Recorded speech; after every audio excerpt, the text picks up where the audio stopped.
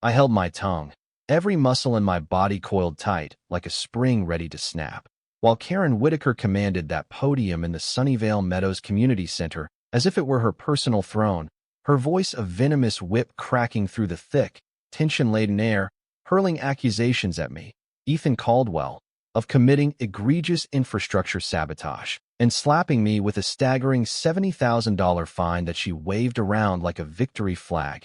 And there, in that overcrowded room, with 60 neighbors squeezed onto rickety plastic chairs, the fluorescent lights humming like angry bees overhead, their eyes bouncing back and forth between her meticulously prepared PowerPoint, slides exploding with bright red arrows pointing to my supposed crimes, and me, sitting stone still in the back row, my heart pounding so fiercely it echoed in my ears, my fingers shaking ever so slightly as I reached for my folder and unfolded the county property survey, the document that laid bare the undeniable truth that Oak Ridge Drive, the singular, winding lifeline connecting this entire neighborhood to the outside world, was mine, passed down from my late Uncle Ray, the visionary who had developed every inch of this place back in the 1980s. And in that electric instant, as the paper unfurled with a sharp rustle that cut through the silence, I witnessed the shockwave ripple across 47 faces. Every high-end SUV, every family minivan, every pristine white BMW parked outside had traversed my private property to arrive here, and they'd done so without a single penny paid, all while I had poured my own resources into keeping it safe and smooth, only to be punished for it. Let me pull you back, way back, to the origin of this inferno, because this saga didn't erupt from a sudden viral confrontation or a legal notice slapped on my front door like a scarlet letter. No, it began with the bitter ashes of a divorce, a man broken and searching for solace, and a naive hope for a peaceful new chapter. I'm Ethan, 52 years old, a retired civil engineer who lives by precision and logic, the sort of person who double-checks calculations in his dreams but still recoils at the memory of wedding vows that turned to dust.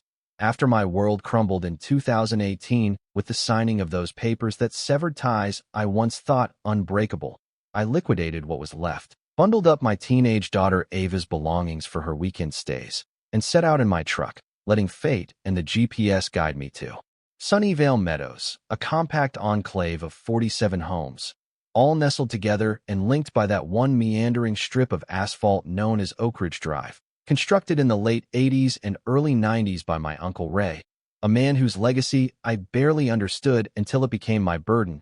The real estate agent painted it as an idyllic retreat, excellent schools nearby for Ava's visits, streets shaded by towering oaks that whispered in the breeze, and an HOA that promised to handle maintenance with efficiency and fairness. And for those initial months, it truly felt like a haven, with longtime residents who remembered names, who dropped off homemade pies when illness struck, who gathered for impromptu barbecues where laughter mingled with the scent of grilled burgers under starlit skies.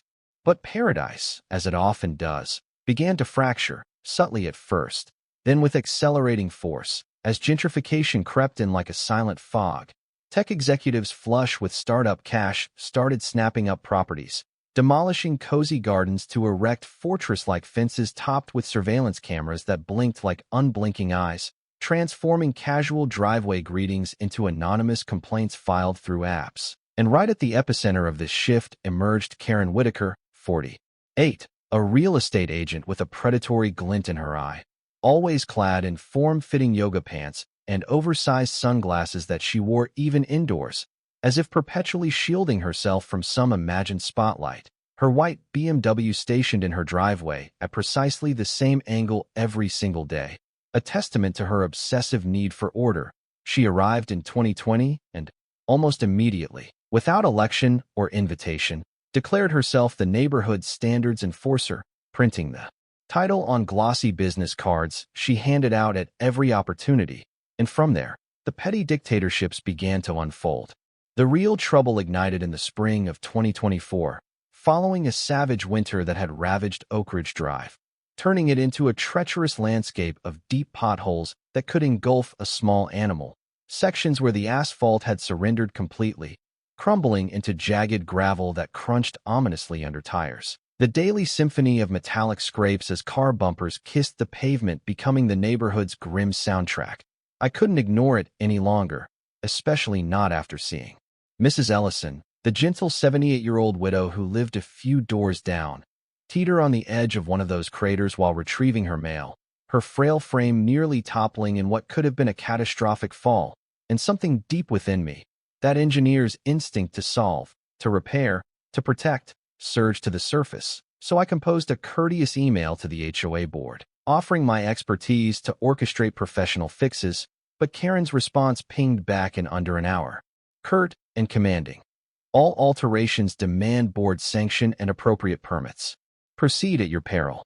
Weeks dragged on, 6 in total, with no board meeting convened, no action taken, the road deteriorating further with each rainstorm, potholes widening like hungry mouths. And when Mrs. Ellison's near-miss replayed in my mind one too many times, I decided I couldn't wait for bureaucracy's slow grind. I dialed up Tommy, my longtime contractor friend whose clothes always carried the permanent aroma of diesel fuel and black coffee. A man built like a bear, but with the precision of a surgeon when it came to road work. And together, over a grueling weekend under the relentless sun, we tackled the worst spots, laying down high-quality materials, ensuring proper compaction and drainage, the whole professional job that set me back $3,200 from my savings. But the transformation was worth every cent. The road now smooth, safe, a pleasure to drive on. Neighbors slowed their vehicles, rolled down windows to shout their gratitude. A few even insisted on reimbursing me with cash or checks, which I politely declined.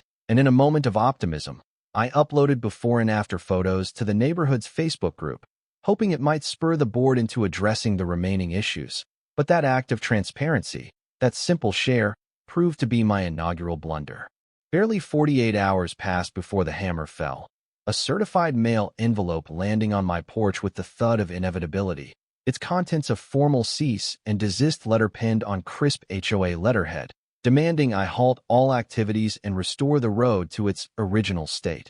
Karen alleging that my repairs clashed with the community's aesthetic guidelines and posed severe liability concerns. Restore to original?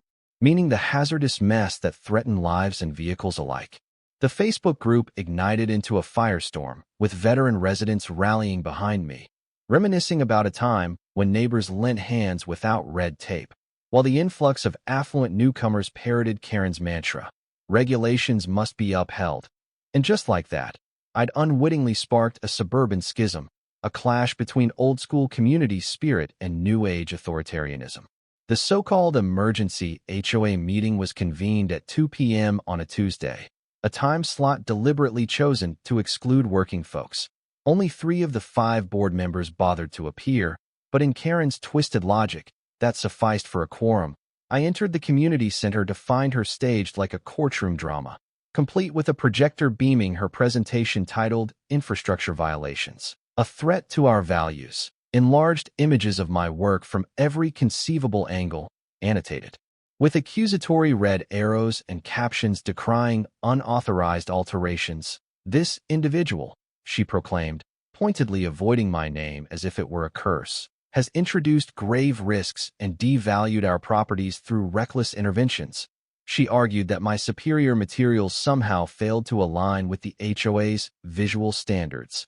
A laughable claim given the road's prior dilapidated condition, and with a swift, biased vote, they imposed a $500 initial fine plus $200 per day until I excavated my own improvements, as if promoting safety was a capital offense warranting perpetual penalty. But I wasn't one to cower. I countered with cold, hard facts, assembling a comprehensive engineering dossier, detailed reports on structural integrity, traffic volume statistics, hazard assessments, material certifications, all presented at the subsequent board meeting. The room overflowing with curious neighbors, many of whom had grown weary of navigating the minefield that was Oak Ridge Drive. I spoke with measured calm, extending an olive branch. I'm willing to retroactively gift this work to the HOA. It surpasses county requirements. But Karen, ever the escalator, unveiled her own expert analysis. And here's where the absurdity peaked. It was drafted on stationery from a landscaping firm, courtesy of her brother-in-law, whose credentials extended no further than mowing lawns and trimming hedges. The collective inhale from the audience when Ava, my 17-year-old tech whiz with a mind sharper than any blade, helped me craft a PowerPoint revealing the sham, juxtaposing his bogus qualifications against Karen's inflated claims, was palpable. 3 board members tendered their resignations that very evening, their faces flushed with mortification. Yet Karen refused to yield, swiftly enlisting substitutes from her circle of affluent allies, promising them ironclad protection of their investments. And within a fortnight, her revamped board not only upheld the fines, but amplified them to $10,000 base plus $500 daily. And the cherry on this corrupt sundae? An emergency directive mandating all future repairs be funneled through HOA-vetted contractors. And who was the sole vetted entity? None other than her husband Greg's golfing companion, whose rates tripled the industry norm. The stench of self-dealing was overwhelming, a blatant conflict that screamed for scrutiny. At that juncture, the veil lifted. This transcended mere road maintenance. It was a raw power play, Karen intoxicated by her authority, wielding it to bully, to dominate, to drive out anyone who dared question her regime. She patrolled in her BMW, circling my home multiple times daily, lowering her window with a mechanical word to snap incriminating photos. She stooped to her knees with a ruler to measure my lawn, citing me for exceeding the arbitrary 3.5-inch limit. She penalized Ava's parked car in my own driveway for an alleged 6-inch overhang on an invisible boundary. She even lodged complaints with the county over non-existent driveway alterations I'd supposedly made 5 years prior. But I refused to be victimized, installing security cameras to capture her harassment, compiling a meticulous spreadsheet that highlighted her selective enforcement. Her cronies flaunted identical infractions without repercussion, wrong paint hues, oversized mailboxes, parking violations galore. Then came the turning point. One evening as the sun dipped low, casting long shadows across the lawns, Mrs. Ellison appeared at my door, her hands clutching a plate of vanilla-scented cookies that wafted courage and warmth, her voice quivering as she recounted how Karen had demanded she dismantle her beloved rose garden, planted by her late husband 30 years ago, labeling it a maintenance burden due to non-native plants. But Mrs. Ellison, resilient as the thorns on those roses, had preserved every original HOA document from 1983 when her husband had been a founding member, and she offered them to me, a gift that would alter the battlefield. Spreading those ancient papers across my kitchen table felt like unearthing a buried arsenal. The original covenants were straightforward and humane. Prohibitions against turning yards into scrap heaps, noise curfews after 10 p.m., nothing about micromanaging grass lengths or dictating color palettes. Most of Karen's draconian rules had been tacked on piecemeal over the years, often without the required community votes or transparency, violations of procedure that could unravel her entire edifice. But I knew I needed deeper intelligence, so I devoted a full weekend to the county recorder's office, immersed in the musty scent of old ledgers and bureaucratic dust, meticulously tracing the subdivision's history, utility easements, and property transfers. And what I uncovered about Oak Ridge Drive was a revelation. The original developer had retained ownership of critical parcels, including the road, which, through a chain of events involving a 1995 bankruptcy auction and a 2001 corporate dissolution, had landed in the hands of Caldwell Development LLC, my Uncle Ray's entity, the coincidence of the surname hitting like a thunderbolt. Rushing home, I rifled through the neglected boxes of Uncle Ray's estate papers, yellowed documents, and faded folders that I'd procrastinated organizing, and buried amid the clutter was the deed to Oak Ridge Drive as a private roadway easement, meaning every vehicle entering Sunnyvale Meadows, from delivery trucks to Karen's cherished BMW, was technically traversing my property, a fact that flipped the script entirely. For those unfamiliar, private road easements differ vastly from public rights of way. You can regulate access, impose maintenance fees, even restrict usage, a nugget of knowledge that empowered me beyond measure. Always verify property boundaries and easements. Many subdivisions harbor such hidden structures that can shift legal dynamics dramatically. That night, clutching the deed in hands that trembled with a mix of disbelief and vindication, the injustice burned hotter. The fines were for upkeep on my own asset, I contacted a real estate attorney first thing the next morning, and 2 days later, in her office redolent of polished leather and fresh brewed coffee, she affirmed it all. Ethan, the title is crystal clear. You're the owner, responsible for maintenance, and the HOA holds no sway. But I restrained myself from immediate confrontation, sensing Karen would provide the ideal opportunity to unveil this bombshell. True to form, she amplified her assault, elevating my fines to $25,000 and convening an emergency community assembly to address the problematic resident, even inviting Channel 9 News to broadcast what she framed as a neighborhood triumph. The woman was so convinced of her invincibility that she courted publicity.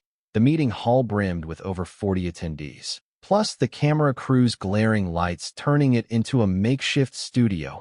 Karen launched into her 20-minute diatribe, her PowerPoint a masterpiece of manipulation with enlarged snapshots of my repairs labeled illegal modifications. This defiance endangers our collective equity, she thundered, gesturing at me as if I were a pariah. The atmosphere grew stifling, chairs creaking under uneasy shifts, but I remained composed in the rear, jotting notes, allowing her to excavate her own grave deeper. When she smugly granted me a chance to rebut, expecting capitulation, I rose, carried my documents forward, and laid out the surveyor's map for all to see. The room fell into a hush broken only by the camera's soft whir. Prior to debating infractions, I stated evenly, let's establish road ownership. Karen's expression morphed from smug to stunned, as if I'd revealed a mythical creature in her midst. I detailed the inheritance, how Uncle Ray had developed the subdivision and retained the road for control and liability, how residents had enjoyed free passage while I footed maintenance bills. The attending county official scrutinized the papers and nodded confirmation. The HOA's regulatory claims evaporated like mist. Karen's retort was frantic, fabricated, irrelevant, threatening investigations, but the tide turned. Sensible neighbors approached post-meeting with apologies and thanks for my unsung efforts. Around 15 stuck with her, but the majority lingered for my proposal.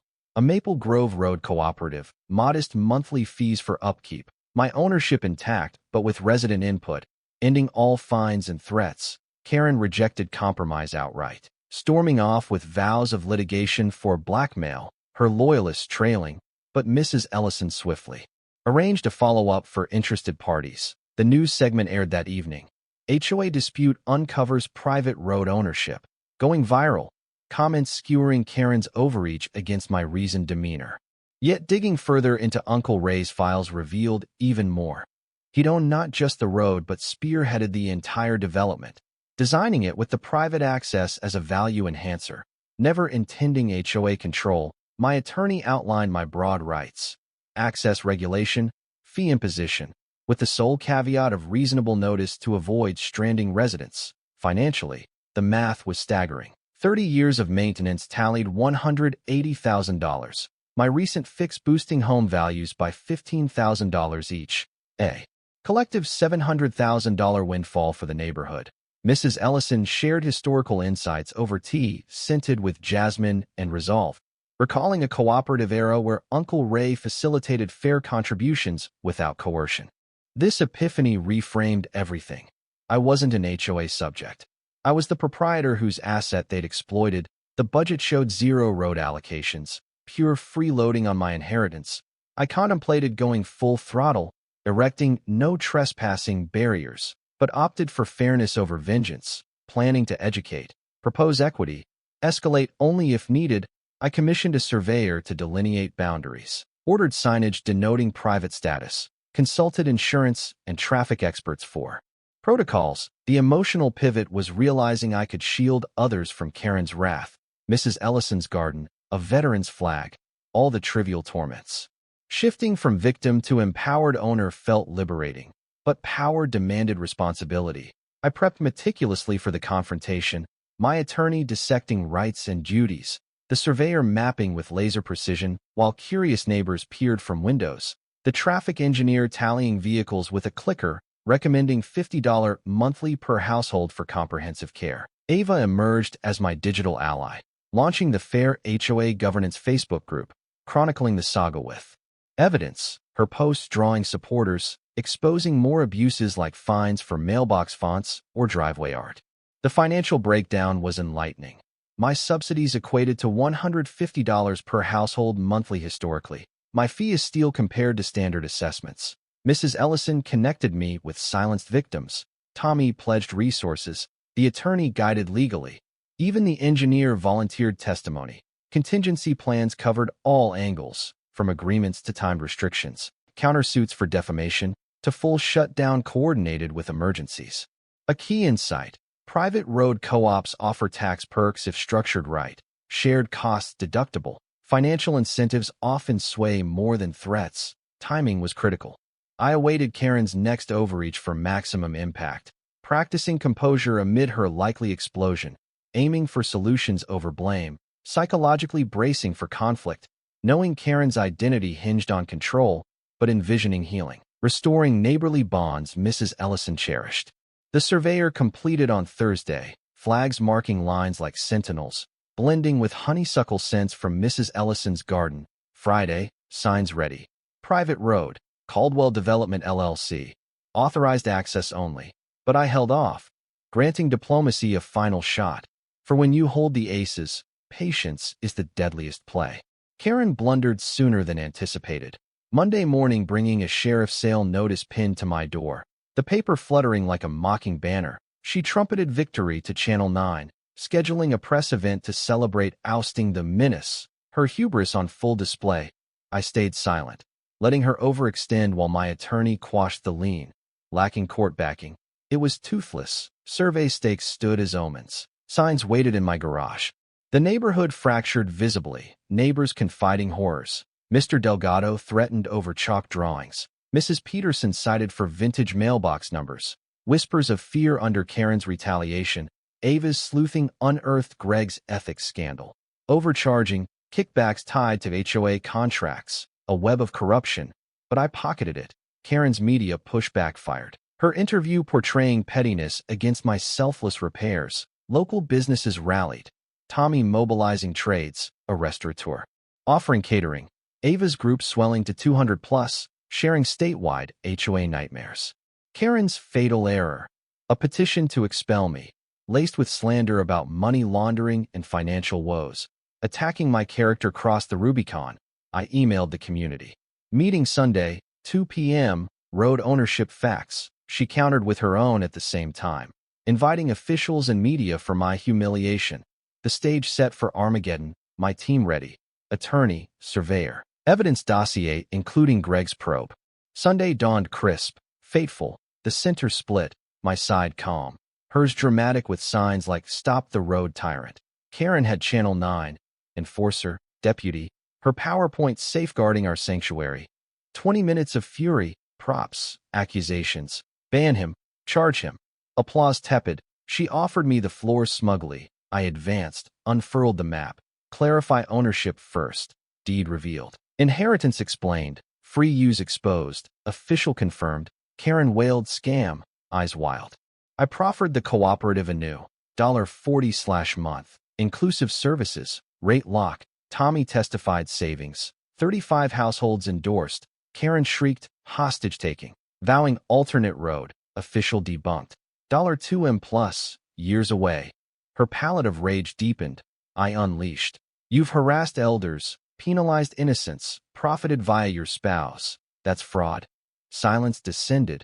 Vote decisive. 35 yes, 6 no. Signs installed Saturday. Karen attempted sabotage. Deputy intervened. His right. Media contrasted. Sanity versus madness. 6 months on. Oak Ridge Cooperative flourishes. 37 members. Seamless payments. Enhanced features like bike paths. Lighting. Reserve fund robust. Karen ousted in emergency ballot. Greg's practice ruined by probe. They sold hastily. Vanished. Mrs. Ellison's roses thrive. Community events revive. Values rose $12,000 per home. Ava pursues policy. Crediting our battle, I advise nationally. Fair HOA Advocacy Fund aids victims. 3 neighborhoods emulate. County mandates transparency. I sought no conflict, merely mended a path. But defiance rebuilt bonds. Karen equated power to terror. I showed its truth, patient and allied. Revenge? Seeing freedom, waves, play, unity, because the road symbolized home, reclaimed. Now, was leveraging ownership unjust or essential for justice? Share your HOA tales. Let's debate ethics, fairness,